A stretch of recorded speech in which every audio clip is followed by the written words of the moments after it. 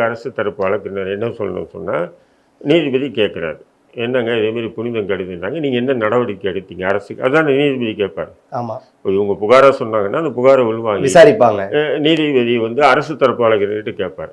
அப்போ அரசு தரப்பு வழக்கறிஞர் என்ன சொல்லணும்னு சொன்னால், இல்லைங்க அது காலங்காலமாக நடந்துட்டு வருது, ஒரு கிரிக்கே அவங்களுடைய இது மத சம்பந்தமான விஷயம் அதில் அரசு தலையிட முடியாது அப்படின்னு சொன்னாங்கன்னா, அது நடுநிலையானது. முஸ்லீமுக்கு ஆதரவாக இல்லை, காலங்காலமாக நடந்துட்டு வருது அப்படின்றது தகவல் சொல்லணும்.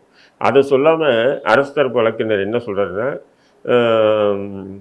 இந்த ஆடு கோழி அறுக்கிற விஷயமா இதுவரையும் 18 பேரை நாங்கள் கைது பண்ணி சிறையில் போட்டிருக்கோம். என்னது ஆடு கோழி அறுக்கிற விஷயமா 18 பேரை கைது பண்ணி போட்டிருக்கோம். அப்போது திமுக அரசு சார்பாக என்ன அங்கே நீதிமன்றத்தில் இது வச்சுதுன்னு சொன்னால், பாஜக ஃபைல் பண்ண அந்த ரிட் மனு இருக்கு இல்லையா, அதுக்கு முன்மொழிஞ்சு இருக்குது, வழிமொழிஞ்சு